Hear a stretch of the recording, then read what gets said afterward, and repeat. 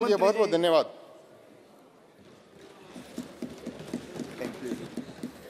सम्माननीय अध्यक्ष महोदय, आज इस महत्वपूर्ण विधेयक पे 21 सदस्यों ने भाग लिया और सबने जो चिंता जाहिर करी वो पर्यावरण के प्रति अपनी संवेदना और विषय को लेकर के चिंता जाहिर करी। मैं सबसे पहले इस चर्चा में भाग लेने वाले सभी सदस्यों का आभार व्यक्त करता हूं। ज़्यादातर सदस्यों ने जब इसके विरोध में भी बोला तो उनके मन में एक संशय था। वो संशय ये था कि क्या इस बिल के माध्यम से हम पर्यावरण प्रदूषण के प्रावधानों को कमजोर तो नहीं कर रहे? क्या ये बिल फेडरल स्ट्रक्चर को कमजोर तो नहीं कर रहा? मैं माननीय सभापति महोदय आपके माध्यम से सदन को ये बड़े विश्वास के साथ कहना चाहता हूं कि माननीय प्रधानमंत्री जी के नेतृत्व में ये सरकार पर्यावरण की सुरक्षा और संघीय ढांचे की बुनियाद को मजबूत करने के लिए प्रतिबद्धता से कार्य कर रही है और दोनों ही विषयों का हमने इस बिल में पूरा ध्यान रखा है। लेकिन जो 74 में जो कानून हम लेकर के आए, इस कानून में एक प्रोविज़न ऐसा कर रखा था जो साधारण प्रकृति के भी जो उल्लंघन थे या जो सामान्य प्रकृति के भी उल्लंघन थे, उसमें भी सजा का प्रावधान था। हम लोग गरिमापूर्ण जीवन के लिए ये तो ठीक है कि सभी लोगों को अवसर दें, लेकिन अवसरों को कानूनी मकड़ जाल से भी निकालना चाहिए। अब जैसे धारा 20 में प्रावधान था कि अगर जल निकासी से संबंधित जानकारी आपने अपने फॉर्म में नहीं भरी तो आपको जेल का प्रावधान है। धारा 32, 33, 33A के अंतर्गत जारी आदेशों का उल्लंघन, जो यद्यपि सामान्य प्रकृति से थोड़ा हो सकता है, लेकिन हर चीज में कोर्ट में जाना, और कोर्ट में जाना मतलब कितना चक्कर लगाना पड़ता है, कितना एप्लीकेशन को लगाना पड़ता है और उसका सॉल्यूशन क्या है। और इसलिए हमने जो जानकारियों के सामान्य विषय हैं उनको कोर्ट के सजा के प्रावधान से निकाल करके ईज ऑफ डूइंग बिजनेस के नाते हमने उस पर दंड लगाने का प्रावधान किया है। अभी फिर लोगों के मन में ये प्रश्न आया, प्रतिमा मंडल जी भाषण दे रही थी, तब वो ये विषय उठा रही थी कि इसमें नॉन कंप्लायंस होगा। सामान्यतः ये कहा जाता है जब न्याय मिलने में, कहते हैं कि देर है पर अंधेर नहीं, पर वास्तव में देर अपने आप में ही अंधेर है। देर भी क्यों होनी चाहिए? जो भी प्रक्रियाओं का अगर पालन नहीं किया है तो डीक्रिमिनलाइजेशन से कानूनी डर केवल जेल दिखा देने से डर नहीं है। हमें अगर ईज ऑफ डूइंग और ईज ऑफ लिविंग है तो लोगों को साथ लेकर के चलना पड़ेगा। लोगों को कानून के साथ चलने के लिए एक भावना जागृत करनी पड़ेगी, और इसलिए हमने इस पे केवल पेनल्टी का प्रावधान किया। पेनल्टी के प्रावधान पे जब चर्चा हो रही थी तो कुछ लोगों को लगता है कि इसमें अधिकारियों को शक्ति तो नहीं आ जाएगी, या पेनल्टी का मनमाना प्रयोग तो नहीं करेंगे, या गोगोई जी कह रहे थे कि आप रूल्स बताइए। आप तो पुराने सांसद हैं, संसदीय प्रक्रिया को जानते हैं, आपको पता है कि कानून के द्वारा संसद सरकार को शक्ति देती है, और अगर रूल्स भी हम कोई लेकर के आएंगे तो वो भी संसद से बाहर कैसे ला सकते हो? तो सबऑर्डिनेट लेजिस्लेशन होता ही है, उसकी प्रक्रिया है ही। पर आप हर बार अगर छोड़ के वॉकआउट करके हंगामा ही करते रहोगे तो प्रक्रिया पढ़ने का आपको भी समय कब मिलेगा? प्रक्रिया पढ़िए। प्रक्रिया के अनुसार जब सबऑर्डिनेट लेजिस्लेशन रखा जाता है उस समय भी विषय रखा जाता है। लेकिन मैं ये पूरी तरीके से आश्वस्त करना चाहता हूं कि जो भी नियम इसके अंतर्गत बनाए जाएंगे उसमें पूरी जांच पड़ताल, अगर कोई उल्लंघन करेगा तो उसके जो एविडेंस हैं उसको पूरी तरह संतुष्ट होने के बाद और संबंधित व्यक्ति को सुनवाई के अवसर दिए जाने के हमारे रूल्स में पूरे तरीके से प्रावधान किए जाएंगे। और इसलिए जब रूल्स में ये प्रावधान किए जाएंगे तो ये नेचुरल जस्टिस का सिद्धांत होता है कि ऐसे रूल्स बनाने के बाद फिर भी अगर किसी को ग्रीवेंस है तो उसके अपीलेट राइट होने चाहिए। कोई भी कानून को जब हम बनाते हैं उसके इम्प्लीमेंटेशन एग्जीक्यूशन के बाद फिर भी किसी व्यक्ति को अपीलेट अथॉरिटी में जाने का अवसर होना चाहिए। और इसलिए अपीलेट अथॉरिटी में जाने का अर्थ ये है कि इसका अपीलेट अथॉरिटी का अधिकार एनजीटी को देने का काम किया गया है। एडजुडिकेटिंग अधिकारी जो है वो भी जॉइंट सेक्रेटरी के स्तर के बनाने का प्रावधान किया गया है, क्योंकि कोई भी देश में जब भी प्रशासनिक अधिकारी प्रशासन को संभालते हैं तो वो एसडीएम, डीसी, डायरेक्टर लेवल पे आने के बाद जब जॉइंट सेक्रेटरी के स्तर पे आते हैं तो एक तरीके से उनके अंतर्गत उनकी प्रशासनिक क्षमताओं में अपीलेट बॉडी की पूरी तरीके से क्षमता की जाएगी और उनकी जब अपीलेट को चीज़ें डिसाइड करने की क्षमता होती है, इसलिए अधिकारी का चुनाव हमने इसके अंतर्गत जॉइंट सेक्रेटरी के लेवल का करा है। फिर ये प्रश्न उठता है कि जब आपने पूरी तरीके से डीक्रिमिनलाइज कर दिया तो फिर एक सेक्शन को क्यों छोड़ दिया। हमारा ये मानना है कि कानून का पालन करने के बाद सभी लोगों को उसको पूरी तरीके से लागू करने का अवसर दिया जाना चाहिए, लेकिन इसका अर्थ ये भी नहीं है कि कोई व्यक्ति कानून ही अपने हाथ में ले ले। उसको कम से कम अपने कोई भी इंडस्ट्रियल जो वेस्ट है, जब वो इंडस्ट्रियल वेस्ट का या ग्राउंड वाटर का पॉल्यूशन करता है तो उसको अपनी पूरी क्षमताओं को देना चाहिए, लेकिन इसका अर्थ ये नहीं है कि वो बिना सरकार की जानकारी के, बिना कंसेंट टू ऑपरेट के अपने आप ही इंडस्ट्री शुरू कर दे। ऐसे विषयों को केवल हमने सजा के अंतर्गत रखा है। फिर एक विषय कथिर आनंद जी डीएमके के बात कर रहे थे, वो कह रहे थे कि आप तो राज्य के जो स्टेट के जो पॉल्यूशन बोर्ड हैं उसको गाइडलाइन दे रहे हो, आप उनके ऊपर फोर्स कर रहे हो, उनके चेयरमैन कौन होंगे वो फोर्स कर रहे हो। ऐसा नहीं किया जा रहा है, केवल एक गाइडलाइन और मानक तय किए जा रहे हैं। आखिर देश में हम ईज़ ऑफ लिविंग और ईज़ ऑफ डूइंग का काम करना चाहते हैं और देश में सब जगह स्टेट पॉल्यूशन कंट्रोल बोर्ड है।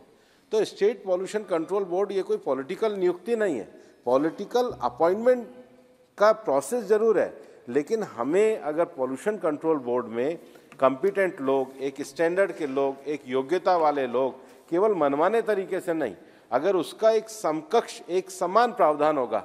और इंडस्ट्रियलाइजेशन एक ही सेक्टर में और एक ही जगह क्यों नहीं होना चाहिए, पूरे भारत में हमको इंडस्ट्रियलाइजेशन लाना चाहिए और उस स्टैंडर्ड के लोग आने चाहिए। तो हमने केवल मानक तय करे हैं कि जो भी स्टेट पॉल्यूशन कंट्रोल बोर्ड के चेयरमैन बनेंगे उनकी योग्यता ये होनी चाहिए।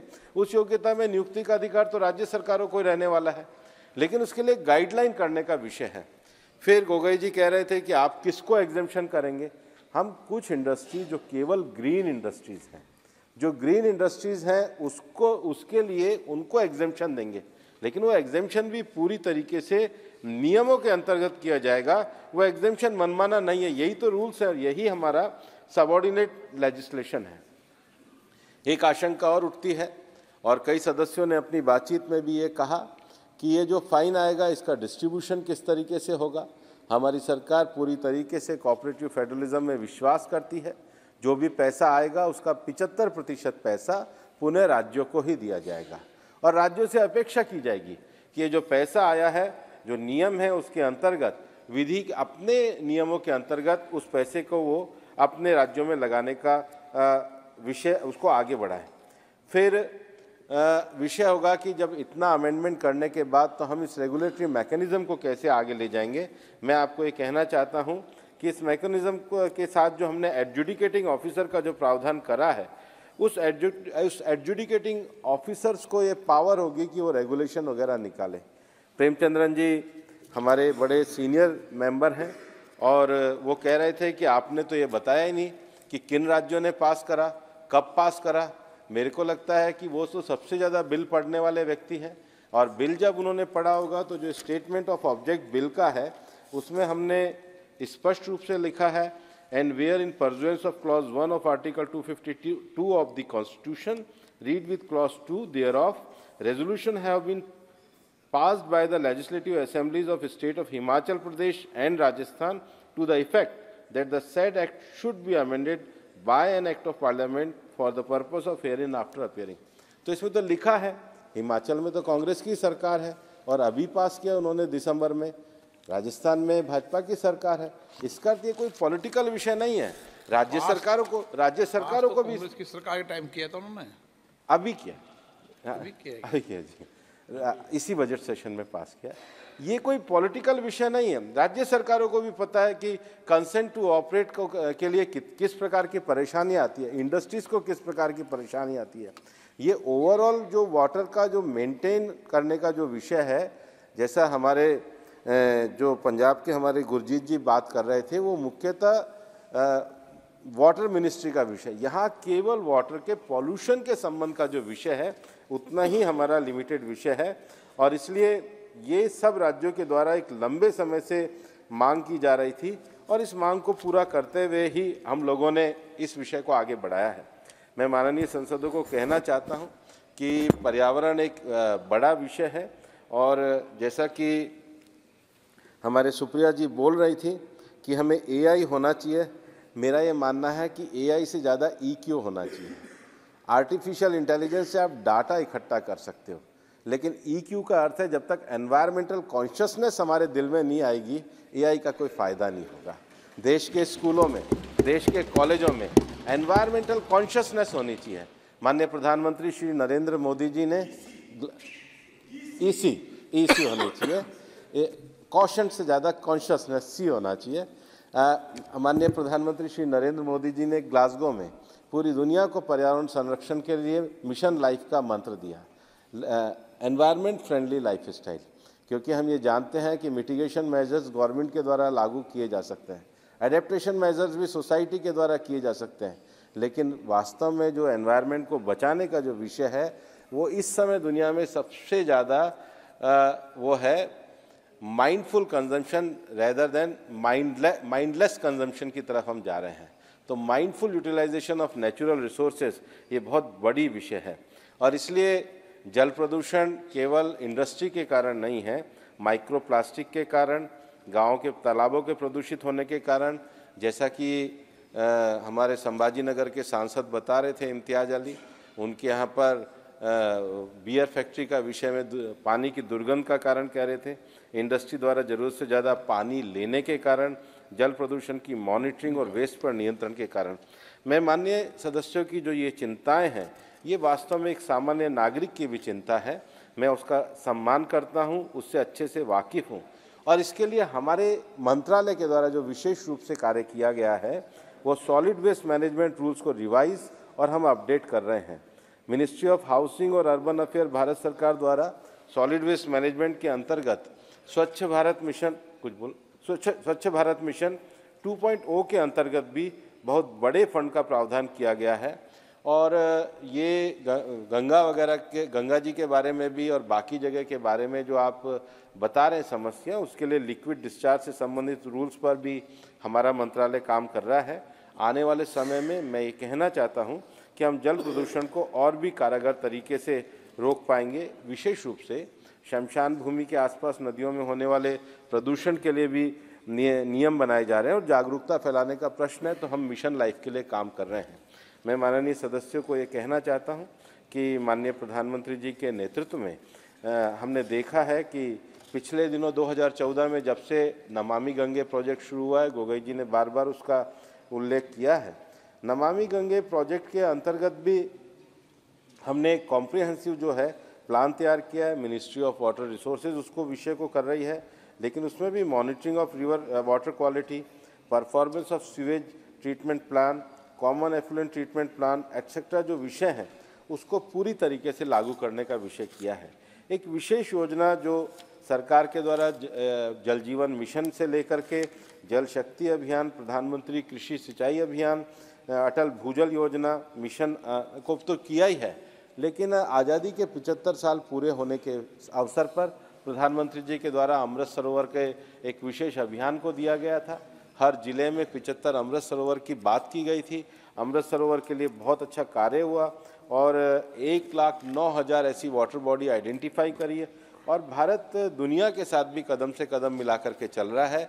यही कारण है कि दुनिया में अच्छी झीलों के संरक्षण के लिए जो रामसर साइट्स की जो कन्वेंशन है, मुझे ये बताते हुए खुशी है कि आज़ादी के जब 75 वर्ष हुए तो हमारे देश की 75 जो हमारी लेक्स हैं उनको हमने रामसर साइट्स का दर्जा दिलाया। और इस बार तो 2 तारीख को जब वर्ल्ड वेटलैंड डे हुआ तो इंदौर शहर को हमने वेटलैंड सिटी के रूप में दर्ज कराया। ये वेटलैंड हमारे देश के जल संरक्षण, जल के धरोहर को बचाने के लिए, फ्लड से किसी भी शहर को बचाने के लिए, आपके आसाम में गुवाहाटी के पास जो दापोली बिल है, पूरा ब्रह्मपुत्र के पानी का जो पूरा लेक का जो वाटर का एरिया बनता है, वहाँ पे भी विशेष रूप से कार्य करने का काम हम लोग कर रहे हैं। बंगाल में भी कर रहे हैं, पूरे देश भर में कर रहे हैं।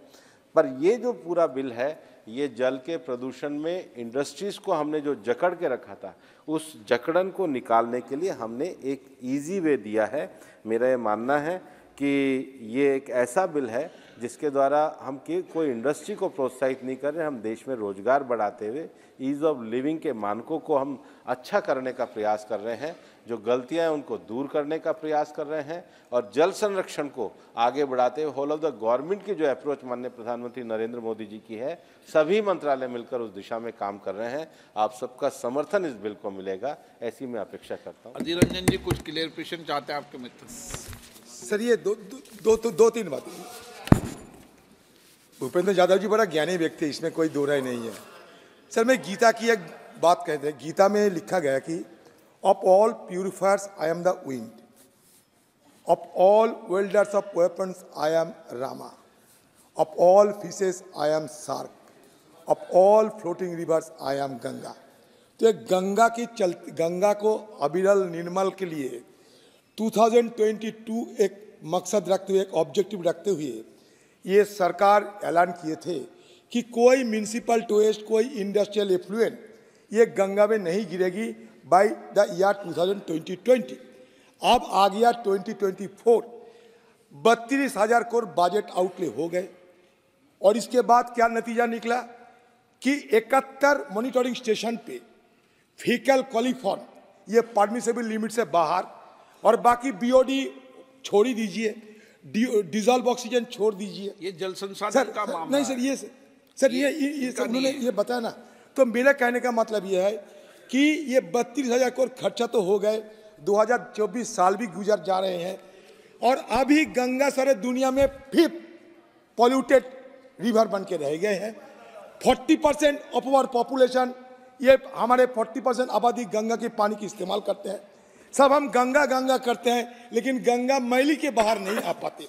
दूसरी बात यह कि ये बिल के मुद्दे पे हम यही कहना चाहते हैं भूपेंद्र यादव जी कि clause 4 of the bill grand sweeping powers, हमारा आपत्ति इसमें है, grand sweeping powers to the central government to exempt certain categories of industrial plant from the requirement of obtaining consent from SPCB. This move undermines the crucial role of SPCB in regulating industrial activities to prevent water pollution.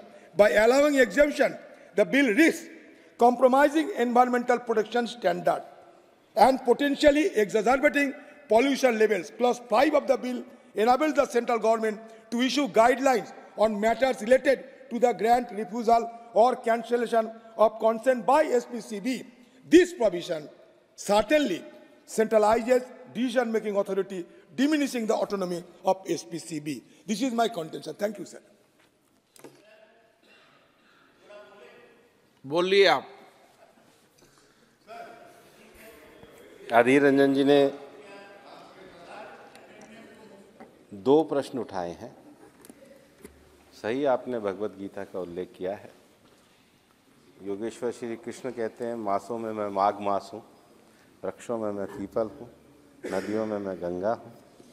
ये हमारा कितना deep rooted प्रकृति के साथ, पर्यावरण के साथ एक एकात्म को दर्शाता है। और आप तो गंगा नदी के किनारे ही रहते हैं, भागीरथी के किनारे ही हैं आपके गांव में। लेकिन मैं आपको ये कहना चाहता हूँ कि हमारी सरकार पूरी तरीके से नमामि गंगे प्रोजेक्ट को लेकर प्रतिबद्ध है। जहाँ तक हमारे मंत्रालय के सेंट्रल पॉल्यूशन कंट्रोल बोर्ड की बात है, central pollution control board has formulated charter-based participatory approach to facilitate the industries for water recycling and pollution prevention in major industrial sectors like pulp and paper, sugar, distillery, textile and tannery in River Ganga mainstream. State emphasizing on technology upgradation, waste management practices, augmentation of effluent treatment plants, and reuse, recycle of treated effluent, which resulted in reduction in specific freshwater consumption, wastewater discharge, and pollution load, and improvement in compliance of all these things. लेकिन जब हमारी सरकार whole of the government approach के साथ चलती है तो मैंने जो हमारे सेंट्रल पोल्यूशन कंट्रोल बोर्ड का विषय है वो आपके साथ बताया है। राज्य सरकारों का भी इसमें सहयोग है, जिन राज्यों में से गंगा जाती है, और जो हमारा जल शक्ति मंत्रालय है वो उसको पूरी तरीके से देखता है। और इसलिए आपकी भावनाओं की मैं कद्र करता हूँ और मैं एक अपेक्षा भी करता हूँ कि हम सभी लोग नमामि गंगे प्रोजेक्ट को एक जन आंदोलन बनाएं और सरकार के मंशा को भी पूरा करें। लेकिन आपको ये जानकर के गर्व होगा और होना चाहिए कि जब हम कॉप में बायोडायवर्सिटी कॉप में गए थे, वहाँ पर जो संयुक्त राष्ट्र संस्थान है नमामि गंगे प्रोजेक्ट को वाटर रिजुविनेशन के लिए one of the best project करके अभिनंदित किया गया था। आपको और हमको सबको गर्व होना चाहिए और ये प्रधानमंत्री जी के कार्यकाल में हुआ। दूसरा विषय आपने जो नहीं, गंगा नहीं आया है, ये पुरस्कार जो है ना, ये 2014 के पहले नहीं मिला है, 2014 के बाद मिला है। पॉल्यूशन 2014 से पहले हुआ, उसको ठीक करने का काम अब हो रहा है। इतना तो आप मानेंगे क्या?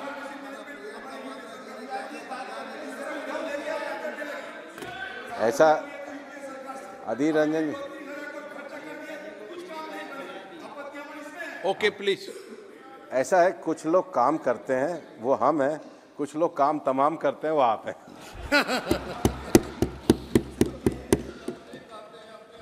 और दूसरा विषय जो आपने उठाया है वो आपने उठाया है कि ये जो गाइडलाइंस हम इशू करेंगे, ये गाइडलाइन राज्यों के जो अपने स्टेट पॉल्यूशन कंट्रोल बोर्ड है उसमें किसी प्रकार का डिस्क्रिमिनेशन तो नहीं करेंगे या उनके अधिकारों को तो नहीं लेंगे। हम कोई गाइडलाइन ऐसी जारी नहीं करेंगे जिसमें ये लगे कि उनके अधिकार हम अपने हाथ में ले रहे हैं। हम वो गाइडलाइन जारी करेंगे जो पारदर्शिता, भ्रष्टाचार मुक्त, नियमों का सरलीकरण, आम आदमी को सहायता करने वाली गाइडलाइन हो, और वो गाइडलाइन ही ईज ऑफ डूइंग और ईज ऑफ लिविंग के पैमाने पे जो प्रधानमंत्री जी के संकल्प है उसको आगे बढ़ाने वाली होगी। उसी के अनुरूप इसको संघीय ढांचे के अनुरूप ही किया जाएगा। प्रश्न ये कि विधेयक पर विचार किया जाए। जो सदस्य इसके पक्ष में आ गए